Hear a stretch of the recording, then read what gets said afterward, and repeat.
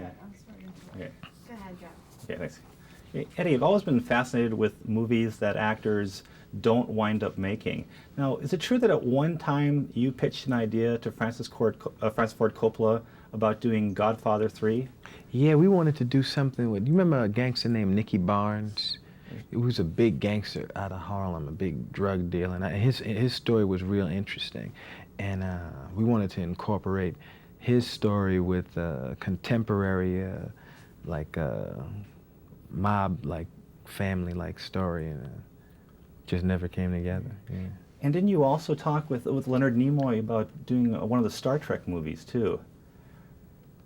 Oh yeah. I wanted to be in one of the Star Trek. I still want to do a Star Trek movie. I'm a Trekkie, and I've always wanted to beam up or shoot a Klingon, or, have Kirk go, "Come on!"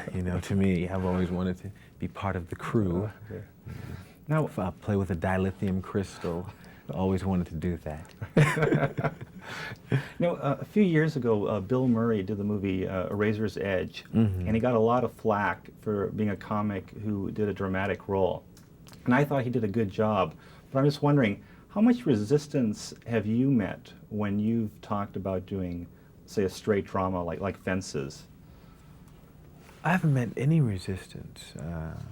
Fences is something that the director we're trying to get the right director, and get the right director with the right writers to write the screenplay that August likes, and everybody is getting a bunch of people involved with the project that everybody wants to see be great and all that, and the writer won the Pulitzer Prize, so it's getting all the right ingredients. And that's the only serious thing I've ever had in development, I think. Now, I know you live on the East Coast, but you were in LA when the earthquake hit, right? Mm-hmm. Now, how did that affect you, and how did that affect the production? It affected me. I left LA, and that's it.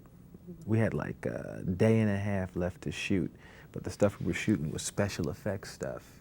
Did you see the movie Yes, yet? yeah. The stuff when I'm jumping from thing to thing. Okay. Some of that stuff was shot on the stage, some of the close-up stuff, and I was on the ceiling like 20 feet, 30 feet in the air on wires, so we couldn't shoot that anyway, so they cut around it. And you know what, they didn't even need that footage. Can you imagine we had that extra day? They cut 20 minutes out of that sequence anyway. I was watching the elections in South Africa with Nelson Mandela, and I know you've met him before, but is it true when you met, he recognized you, that he had known about you before he had ever met you? He said, when he saw me, he said, "Eddie," he said, "your movies were a great source of inspiration in prison." That's what he said to me, and he hugged me. And I was like, wow, he actually knows who I am, and he's actually watched my movies, and I made this man laugh, and it moved me deeply, That was a high point, for me.